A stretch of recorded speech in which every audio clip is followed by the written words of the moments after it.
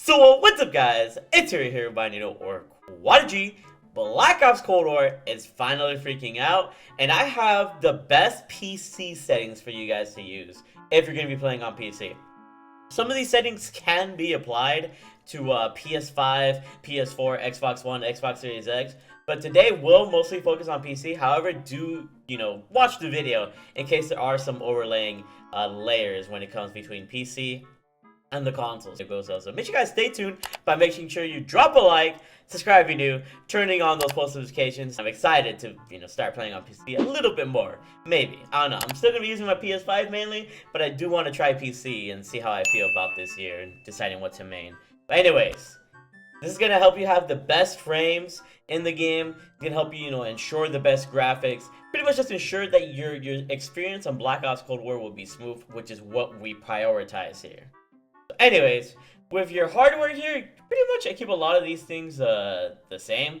Full screen, monitor refresh rate should be the highest you can.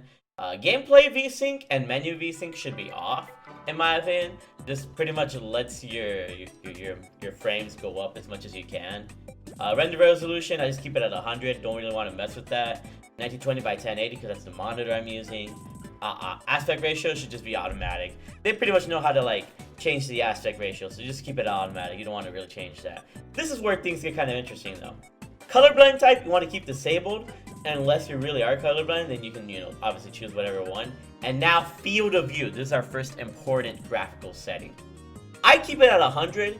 Yeah, sure, you could max it out at 120 and go crazy. However, your frames will go down.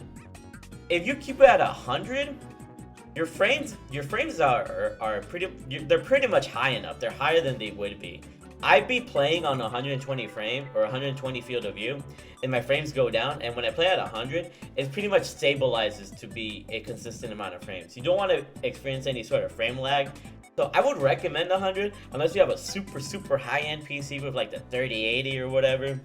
Then go for it. But I'm gonna keep mine at 100. This is my personal preference. And you still get that advantage. Now, ADS field of view. I highly recommend you have it on independent, because if you're having your field of view way higher, then when you ADS with affected, your field of view is a lot farther. And when you ADS, you want to be a lot more closer to your opponent. So by having it independent of the actual field of view, you're going to be aiming a lot more closer to your enemy, especially if they're farther away. This helps, pretty much having it on independent helps you track longer range opponents, and I highly recommend that you guys keep this at independent. Next we got brightness. I mean, the brightness should be around 56, that's where I have it at. Let me know what your guys' brightness is. Frame limit should be unlimited. Just let the frame rate pretty much go up and down, as the game chooses to be. Next up, we got, so this is really important right here. The details and textures. Yeah, it's really nice to see, everything really graphically high. You can put all of these to high or whatever the case is to really, see the greatness of this game. However, as you guys can see, I had mine all on medium. And even then, I would recommend having it on low. If you're having it on the lowest graphical settings, the game still looks pretty good when compared to consoles, especially last gen. But more importantly, your frames will go even higher because your computer isn't going to have to take the firepower out of itself to pretty much output these beautiful freaking, the beautiful effects of this game.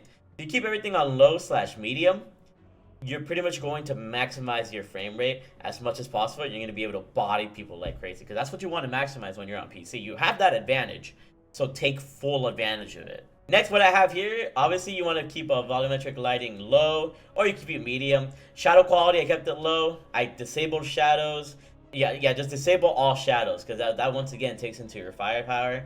And then this is pretty much my own, kind of thing. I could have it enabled at normal or boosted. I think boosted would allow me to be health more, but I just kept it on normal. You can try it on boosted and see if you feel any difference. Ultra anti-aliasing quality, I just kept that on ultra. Everything else was already low, so I'm like, you know what, let me have that on. Motion blur. You need to have motion blur off.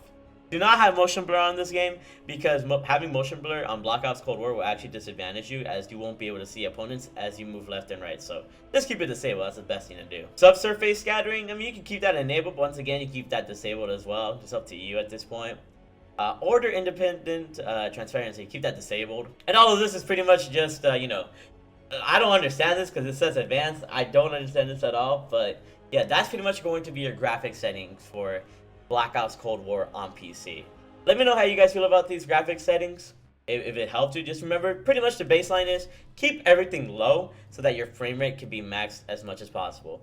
Field of view can be a little bit lowered, but it could also be super, super high, obviously, because you want to have the most advantage in trying to see where people are from the peripherals of your vision. But yeah, if you guys enjoyed, you know, at least the graphics part of this video, make sure you guys drop a like and subscribe. We're going to be going over audio and other settings as well, really quick. Anyways, let me apply my settings, and let's go over to audio.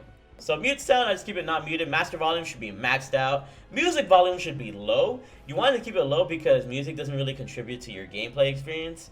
It's just, it's a nice thing, the main menus and stuff, but in game you don't want the music pretty much overpowering the footsteps that you're trying to hear. Sound effects volume should be all the way at 100 because sound effects should be all the way to 100 because that's where you're going to hear the footsteps, the call outs, everything that you want to hear about, you know, in-game experience. Like, if you want to hear somebody around the corner, you need to have your sound effects volume all the way to 100. Dialogue volume should be at pretty much whatever you want it to be. I would keep it a little bit lower, like 50, 40-ish, just because you want to make sure the footsteps are overpowering everything else. Cinematics doesn't matter. You can keep that at 100. Audio presets, I keep mine on high boost. Bass boost is also really good, too. I've been experimenting with both, but either of these should be pretty much the bang for your buck. Hit marker sound effect, I keep that enabled just because it helps me personally. But let me know if it helps you. Voice chat enabled, party chat, push to talk is nice. None of this really matters.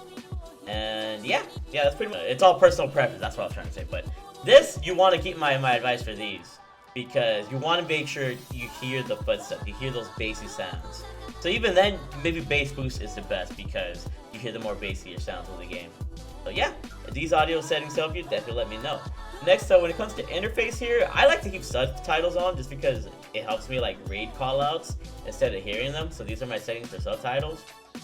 And when it comes to everything here, I just keep everything shown just because I want to have as much stuff on my screen as possible so that I can analyze and have as much info on the enemy as I can. Next up here, for all the telemetry stuff, I just show the FPS counter because I'm always curious as to what my frames are. As you guys can see on the top left, that's where my frames are right now in the main menus. The main menus always are at 60 frames per second. But in game it goes up to like, you know, 150 to 200 or whatever the case is. And yeah, so unfortunately, as you guys can see, we go between keyboard and mouse or controller. I play on my PS4 controller, unfortunately, so if you guys are keyboard and mouse players, I don't have any, like, what are they called, keybinds. If I decide to learn keyboard and mouse this year, I'll definitely make a keyboard and mouse like keybind video. But this is for controller on PC players, so keep that in mind. And keep in mind that this works for console as well. So my input device is a controller, and my horizontal and vertical stick sensitivities are an 8 because it's not too fast, it's not too slow, it's just the right amount of speed that allows me to turn on people, which is really, really nice. ADS stick sensitivity at 0.9 and high zoom is 1.10 just because it allows me to keep my stickiness on opponents, while as with snipers, it allows me to drag scope a lot faster. Button layout should be bumper, jumper, tactical, flipped because I can jump with L2, I can shoot with L1 and R1, and I can pretty much drop shot with my R3 still. This allows it so I can jump shot like easy with the L2 button. I've been playing like this since like Black Ops 3 on PS4. And it's been really, really easy to adapt to. I pretty much jump shot everybody. It's like a super sweaty freaking button layout. So if you want to be as sweaty as me, hey, try it out. Trust me, it works well. It might take some time getting used to, but trust me, you're gonna like it. Controller vibration should be off, at least for me. That's what I like. It's a personal preference. What else do we have here? Slowdown and streaming aim assist. I just keep that enabled. Automatic. Aim down sight. Pretty much all that should be defaulted. All of this I keep defaulted. Sprint behavior should be on go to. If you have it on hold, make it to go to, because that's the way it should be. And yeah, I think that's pretty much it. So those are my best controller settings, audio settings, and graphics settings on Black Ops Cold War on PC.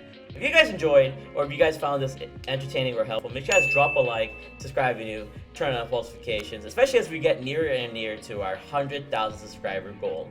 I really want to reach 100,000 subscribers on Black Ops Cold War, and without you guys, this wouldn't be possible. So just know that I'm going to be going crazy with the videos, uploading gameplays, entertaining gameplays. I don't know if I'm going to have the best gameplays, but I just want to make sure that every video that I put out there is worthy of you watching to some extent. So thank you for all the love and support.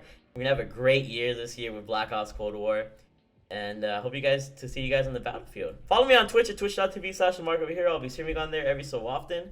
And yeah, I love you all. Keep being big ballers. Bye.